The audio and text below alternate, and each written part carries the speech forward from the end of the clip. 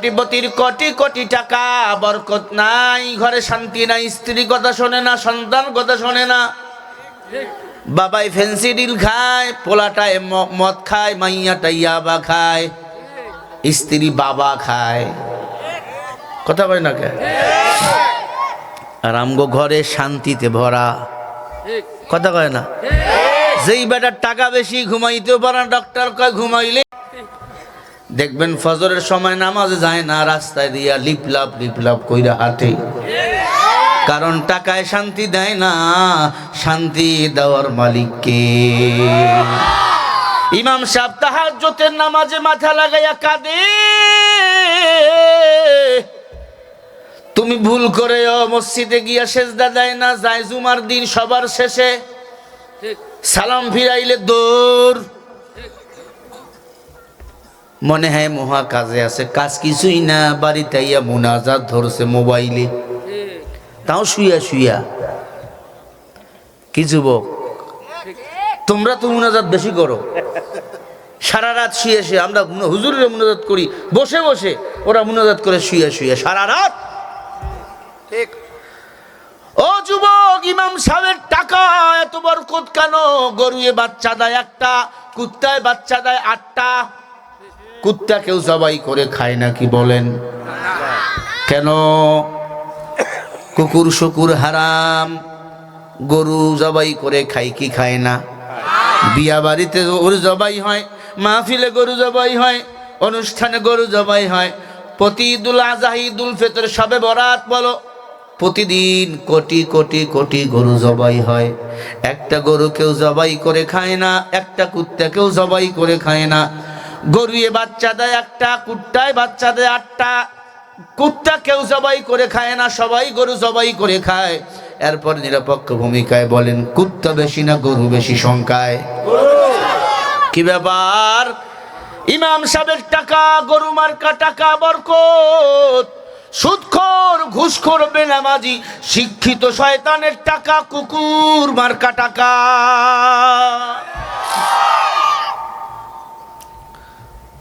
ও ভাই, ডক্টরের বেলা এমন সার্টিফিকেট দেওয়া হয় নাই, ইঞ্জিনিয়ারের বেলা এমন সার্টিফিকেট দেওয়া হয় নাই, একজন কোরআনওয়ালার বেলা এমন সার্টিফিকেট দিয়েছেন আমার আল্লাহ। একটা ছেলে যদি হাফেজ হয়, 10 জন জাহান্নামীকে সুপারিশ করে হাসরের ময়দানে জান্নাতে আল্লাহ নেওয়ার পারমিশন দিবেন। বলেন সুবহানাল্লাহ। এলমেরায় জাসে গরদন বেহিসাব, খলকে রাদা দনজায়া বেবাসায়া। একটা সন্তানরে আলেম বানান। আল্লাহর নবী বলেন, ক্বালা রাসূলুল্লাহ সাল্লাল্লাহু আলাইহি ওয়াসাল্লাম, খায়রুকুম মান তাআল্লামাল কুরআন ওয়া আল্লামা। নবী আমার বলে, উম্মত, তোমাদের মধ্যে সর্বোত্তম দামি হলো ওই ব্যক্তি যে নিজে কোরআন মাজিদ শিক্ষা করে, অপরকে শিক্ষা দেয়। ওরে আল্লাহর বান্দা, তোমার সন্তান যদি কোরআন বলে, তোমার সন্তান যদি হাদিস বলে, তোমার কোন সন্তান আল্লাহর কোরআন কিতাব, হাদা কালামু রাব্বি, কোরআনের কথাগুলো আমার আল্লাহর কথা, বলেন না কার কথা? আরো জোরে বলেন, কার কথা? আসমানি কিতাব আল্লাহ, যার সিনায় কোরআন, ওই সিনা না খেয়ে থাকবে না, ওই পেট না খেয়ে থাকবে না, ওই শরীর না খেয়ে শুকাবে না। আল্লাহ এত খানার ব্যবস্থা করে দেয়, বান্দা খাইতে পারে না। আপনার বাড়িতে বছরে একদিন দাওয়াত, ইমাম সাহেবের দাওয়াত দেন, শুধু আলু ডাল দিয়া খাওয়ান, আলু ঘাটি দিয়া খাওয়ান না গোস্ত খাওয়ান? একদিন খামে আমার বাড়িতে ইমাম, ভালো না খাইলে হয় নাকি? ও ভাই, ওয়া মা মিন দাব্বাতিন ফিল আরদি ইল্লা আলাল্লাহি রিজকুহা। কেউ খাওয়ায় না, খাওয়ান কে? বলেন, রিজিকের মালিক কে? এজন্য বললো, বাবা মাদ্রাসায় পড়ে যারা বলে লাভ নাই, আমি বলবো তোমার কপাল পোড়া। আমরা মাদ্রাসায় পড়েছি, আল্লাহ যদি 1000 বার দুনিয়া আমার আমার নিয়ে আসতো, সিস্টেম যদি থাকতো, আমি 1000 বার কওমিয়া মাদ্রাসায় পড়তাম, হাফিজিয়া মাদ্রাসায় পড়তাম, আমি আলেম হতাম। কারণ আলেমের এমন দাম, হাফেজের সিনা কবর খাবে না, হাফেজের সিনা মাটি খাবে না, হাফেজের জবান মাটিয়ে খাবে না, না, অন্ধকার কবরে কেউ থাকবে না, থাকবে না আমার আল্লাহ।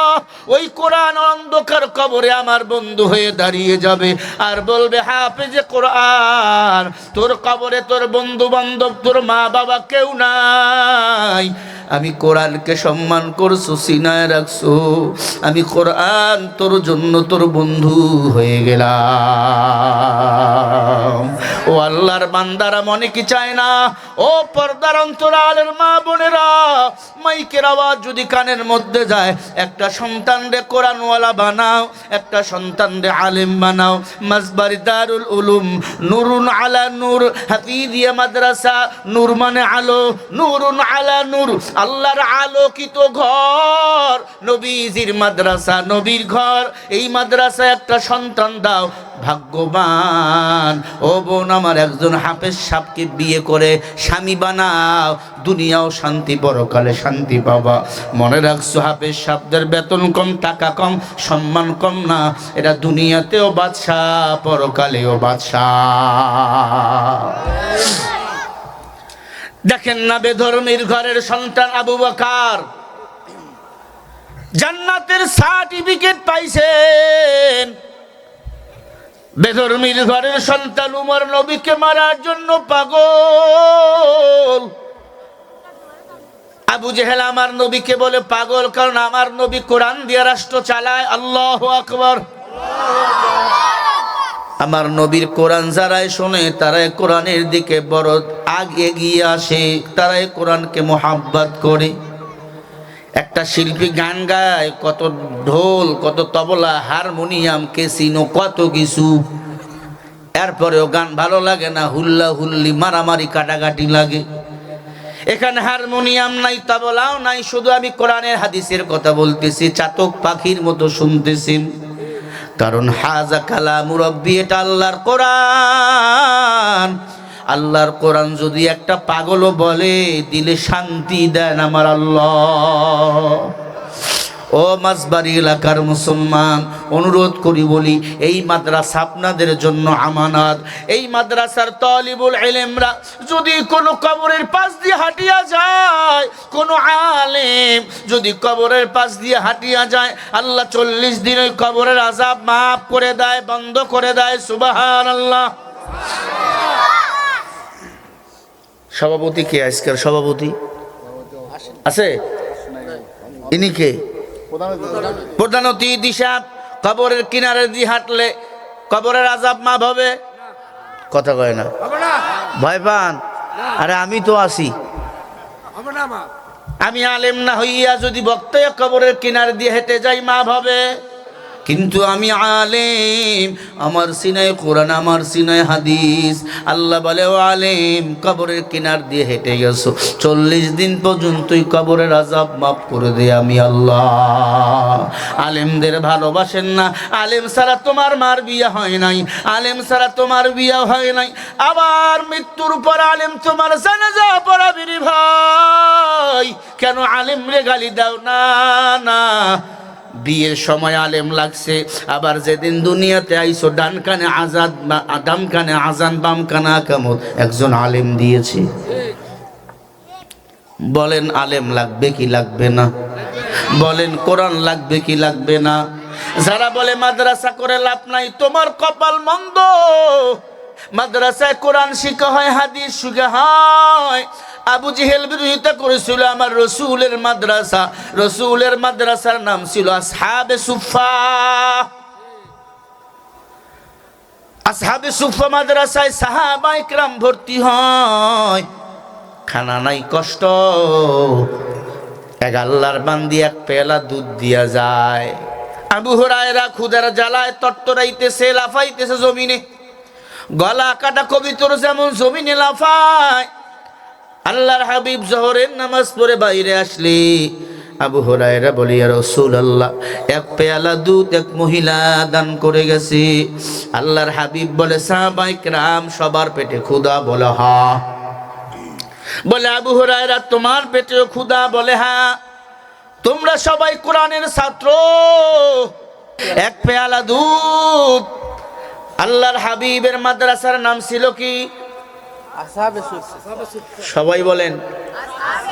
আমি কিন্তু ধরবো, 4 জনকে পুরস্কার দেব। এর মধ্যেই মাদ্রাসার উপরে বয়ান করতে চাই, মাদ্রাসায় নিয়ে প্রশ্ন করব। আপনাদের এই মাদ্রাসার নাম কি? দারুল উলুম নূরুন আলা নূর হাফিজি মাদ্রাসা। নবীজির মাদ্রাসার নাম কি? আসহাবে সুফা, আসহাবে সুফা, আসহাবে সুফা, আসহাবে। শিক্ষক ছিলেন মুহাম্মদুর রাসূলুল্লাহ, পড়েন সাল্লাল্লাহু আলাইহি ওয়াসাল্লাম। সাহাবা ছিলেন আবু বকর, উমর, ওসমান, আলী। সুবহানাল্লাহ বলেন। আপনারা ছাত্রদের খানা দেন, নবীও খানা দিত। তবে যখন আসতো, মাঝে মাঝে খেজুর আসতো, খেজুর দিত, 1 দানা খেজুর করে দিত। ওই খেজুর খাইয়া পুরা পেটের ক্ষুধা নিবারণ হয়ে যেত। আবু হুরায়রা বলে, 1 গ্লাস দুধ, 1 গ্লাস দুধ তো আমারই লাগে। সুবহানাল্লাহ বলবেন না? আল্লাহর হাবিব বলে, আবু হুরায়রা তুমি পিছনে দাঁড়াও। আবু হুরায়রা বলে, 3 দিন থেকে ক্ষুধার জন্য মসজিদের সামনে গড়াগড়ি করতেছি, আগে আমারে দেন।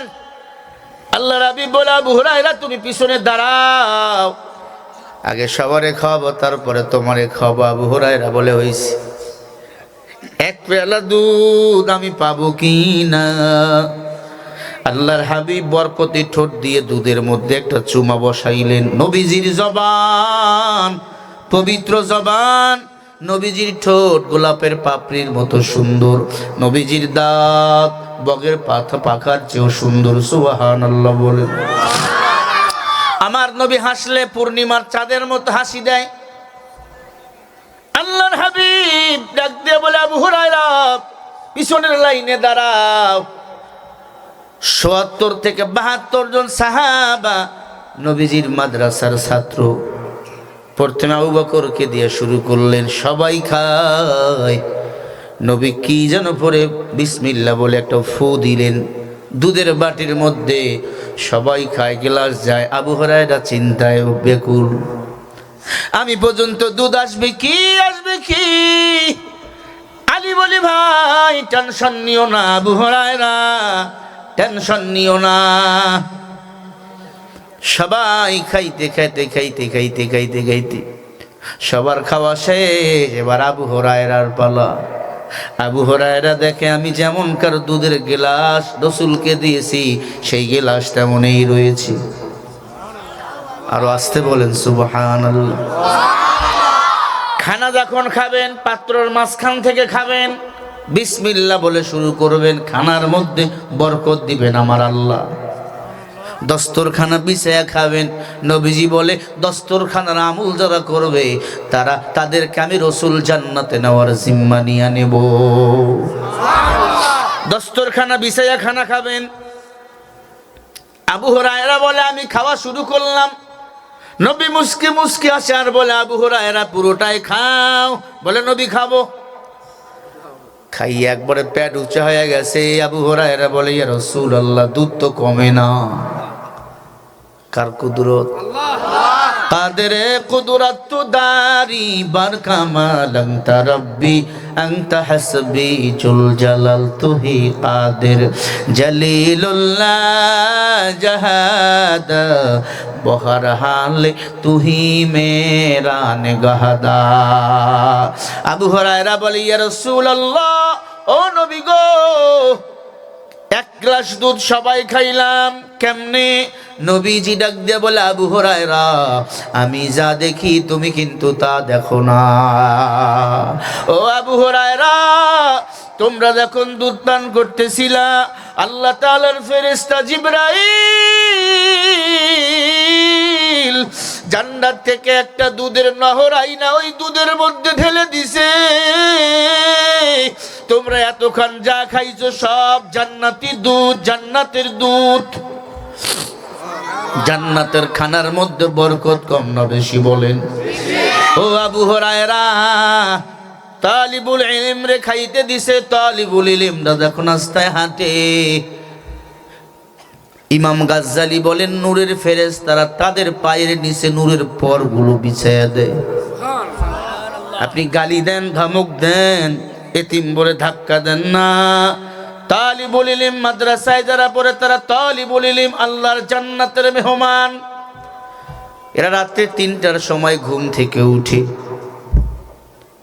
গতকালকে রাজশাহী পাগড়ি দিলাম ৮-৯ বছরের ৩টা ছেলেরে, বলে হুজুর এমন কোন দিন নাই এই ছেলেগুলা তাহাজ্জুদ পড়ে না।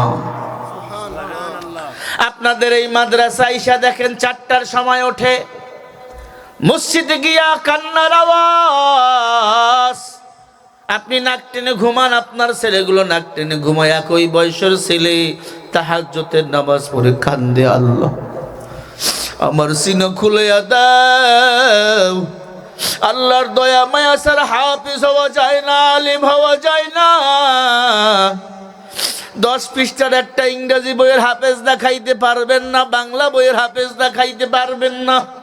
আমি চ্যালেঞ্জ দিলাম, 20 পৃষ্ঠা বইয়ের একটা ইংরেজি বাংলা বইয়ের হাফেজ দেখান। বলেন 6666টা আয়াত, এই 30 পারা কোরআন হাফেজ বাংলাদেশে আছে না নাই? 100 হাফেজ আছে, 1000, 1 লক্ষ, কোটি কোটি কোটি কোরআনের হাফিজ। শুধু হাফেজ কোটি না, গোটা বিশ্বকে আমার বাংলাদেশ হারাইয়া 1 বার নয় 2 বার নয় কোরআন তেলাওয়াতে বিশ্ব চ্যাম্পিয়ন হয়েছে 23 বার। ইলমে রায় জাজি গলদন বেহিসাব খলকে রাদা দনজায়া বেবাসয়া। আব্বা জান, ও মুরব্বি আব্বা, সন্তানকে বলে যান একটা নাতি যেন হাফেজ বানায়। এই মাদ্রাসায় একটা ছেলে দিবেন রে মা। ও ভাই, নিয়াত করো বিয়ে করলে আমার সন্তান হাফেজ বানাবো। হাফেজ বানাইতে টাকা পয়সা লাগে না, বরং ওই কিন্টার গার্ডেন ফ্রি স্কুলগুলারে পড়াইতে টাকা লাগে। কি হ্যাঁ, 2000 টাকা বেতন, 5000 টাকা বেতন। ক্লাস 1-এর ছেলেরে ইংরেজি পড়ায় 10,000 টাকা বেতন, পাশাপাশি আরবিটাও পড়ায়। 200 টাকা বেতন দিতে চায় না হুজুর রে, কথা কয় না? ইংরেজি মাসের পড়ার বেতন ক্লিয়ার, অঙ্ক পড়ার বেতন ক্লিয়ার, হুজুরের বেতনটা বাকি।